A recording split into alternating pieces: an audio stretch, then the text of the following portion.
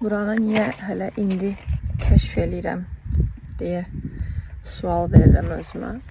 Amma başa düşürəm ki, daha öncə heç kəşf eləsəm belə kəşf etmiş kimi olmayacaqdı. Çünki anlamayacaqdım. Əslində daha sonra başa düşdüm ki, uşaqlıqda kimsə gətirmişdi məni. Tam olaraq yadımda deyil. Diri Baba türbəsidir.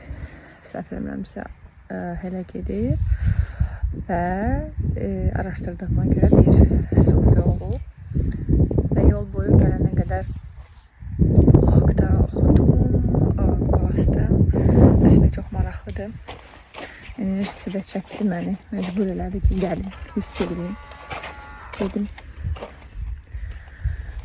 Bir enerji terapevti olarak da hiss edeyim.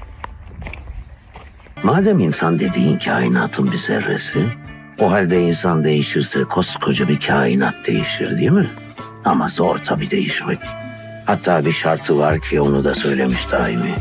Zerre içinde zerreyim, ben kendimi bilmez miyim?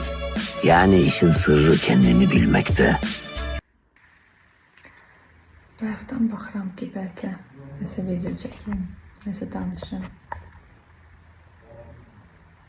Ama bəzən yalnız hiss etmək olur, danışmaq.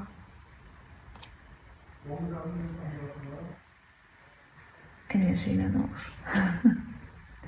Enerji nə hiss edebilsək, sadəcə hiss edin.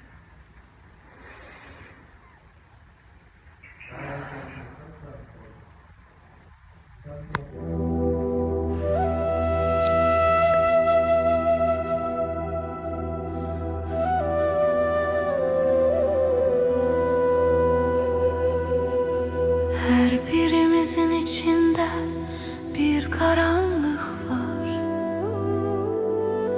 ama nur da var bizi çağıran.